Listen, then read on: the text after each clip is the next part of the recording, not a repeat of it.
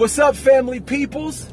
It's your man Philly Nate, and this week on the LyftZone, I want to talk about my old videos, okay? Just in general about my old videos. Stay tuned.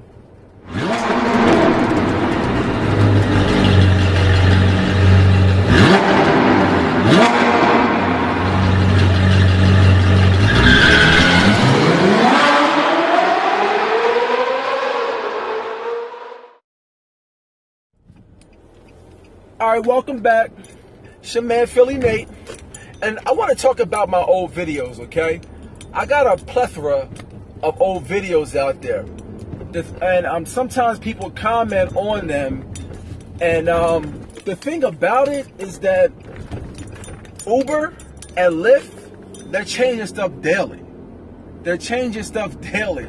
So what might be acceptable 1 week or 1 month or a year, it may be no relevance after that, okay? So that's the thing. And a credit to Lyft and Uber is they're always trying to improve. So they're always trying to improve their metrics. They're always trying to improve the passenger experience, and I like to think that they're always trying to improve on a driver experience also, okay? So when you look at these videos, look at the date, okay? Look at the date, because when you look at the date, you can kind of put two and two together, like, okay, this is 2016. Some of this stuff might not be, it might not be valid right now, okay? For example, I don't know, but Uber is doing a lot of things, okay? For example, in my market, they used to have the really high surges. Now they I don't know if they came out with this, but I think they really capped the surges, okay? No, they definitely have to cap the surges because we don't see the surges that we used to see back in the day. That's the first thing.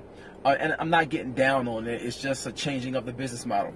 Number two is that we used to have guaranteed surges. So there would be a pocket like around Philadelphia, for example, from 7 to 9, it was a guaranteed 1.5.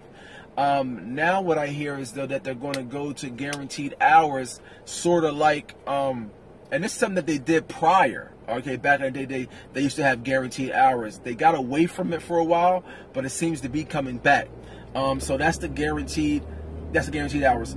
Lyft is still doing the guaranteed hours, and I do see that they're doing pockets of surging also, like Uber. So I think they're both jockeying for position, if you want, but they're always trying to improve their business model. I talked about this last time on my last video, okay, when I was talking about Maestro. Again, you got to get Maestro. It's maestrodriver.com. Get the referral that's in my that's in the description. But I talked a little bit about the tips. Again, kudos to Uber for introducing the tip, the tip in their, oh, this guy's about to hit me. Okay, introducing the tip function in their app. Okay, so that's awesome. Definitely awesome. If you are driving, make sure that the tip app is on. So I got tongue tied there for a little bit. Make sure that the tip app is on. And one way that you can do that is when you have a passenger, when a passenger is still in your car and you kind of driving up to where you're letting him off at, just say, okay, well, look, can you do me a favor? I'm going to end your trip. And you can be in front of his house, okay? But I'm going to end your trip. Can you tell me if it tells you whether you're going to tip or not, or if the tip app comes up? You can ask them this. And most of the time, people are helpful, so they'll do that for you. I think that this makes us as a driver more, it increases our customer service because we know that there is a possibility of a tip at the end, okay? I know when I used to go back between Lyft and Uber, sometimes I wouldn't care, and it's, hey, I'm just putting my dirty laundry out there. Sometimes I would be less friendly with an Uber passenger than a Lyft passenger because I know Lyft, there's a possibility of me getting a tip. But Uber, I know there's no possibility, so it's just like the person's probably not gonna really pull out money out of their person's really not gonna pull money out of their wallet, because most people don't carry around cash. Like myself, I don't carry around cash. So when I'm driving, when I'm a passenger, it's really hard for me to give a Lyft or Uber money. This thing, I'm thinking this sideways the whole time. It's really hard. But now that this is in the app, now every Uber driver, every Lyft driver, man, I'm giving them guys a tip, because I know that they're working hard out there. They're working hard out there for you. Any other tips? Man, just be aware. Just be aware. And just remember, treat this as a business, okay? Treat this as a business. Don't treat it as a hobby. And also, as I said in a bunch of my other videos, get another side business that you can talk to the person that you're in a car with, okay? Whatever that side business is, get some side business that you can talk to the person in the car when they ask you, when you ask them what they do and they ask you what business you're in. If you just say Uber, no new sales, okay? Which means no more money in your pocket.